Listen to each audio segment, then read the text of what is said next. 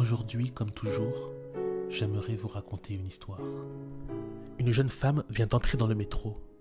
Elle a une paire d'écouteurs emmurés dans les oreilles et porte un magnifique blue jean commandé sur Asos.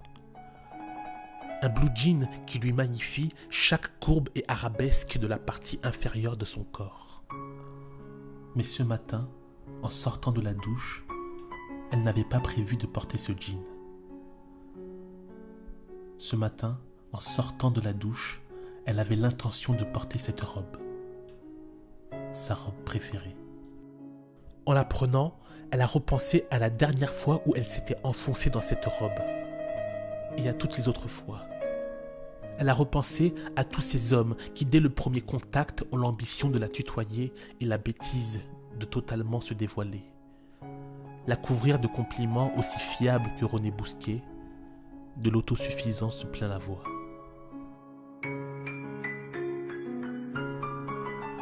Depuis ses 14 ans, âge où elle commença à devenir une jeune fille en fleurs, on la borne, on la siffle, on la mate, on l'accompagne sur une dizaine de mètres afin de lui demander son numéro.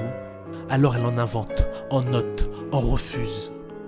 On lui dit tout ce qu'on aimerait faire d'elle, faire de son corps, faire entre sa paire de Marie-Louise. On lui dit comment on aimerait donner à ses baisers un goût anisé.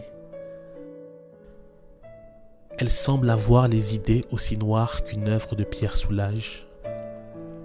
Alors elle craque, fuit, s'engouffre dans des bouches de métro qui l'avalent sans ménagement. Elle court vers des métros, on lui parle, on l'accoste, on la frotte, on la touche, on lui sourit.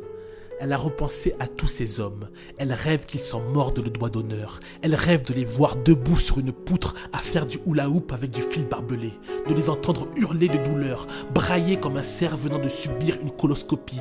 De les faire piétiner des braises aussi chaudes qu'une nuit berlusconienne. Et ensuite de les fusiller. Tous, un par un. 12 balles dans la peau, 10 dans le poitrail et 2 dans la caboche. Elle a repensé à ce jour où une autre femme était venue lui porter secours. À ce jour où elle aurait aimé être forte. Ce jour où elle aurait aimé ne pas avoir besoin de qui que ce soit. Ce jour où elle a vis-à-vis d'elle échoué vis-à-vis d'elle-même. Et elle a repensé à ces jours où elle marche vite. Elle a pris l'habitude de marcher vite. En fermant la porte, elle eut un sentiment de culpabilité d'avoir mis ce jean. En descendant les marches, elle hésita à les remonter pour aller se changer. En son fond, une guerre interne faisait rage entre le camp du jean et le camp de la robe.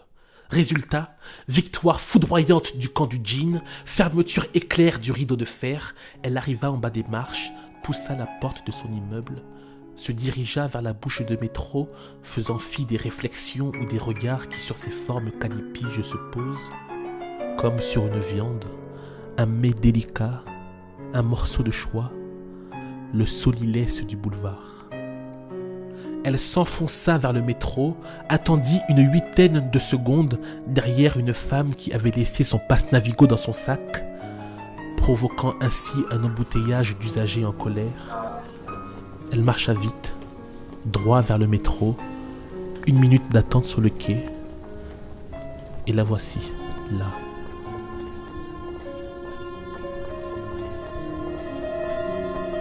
Une jeune femme vient d'entrer dans le métro.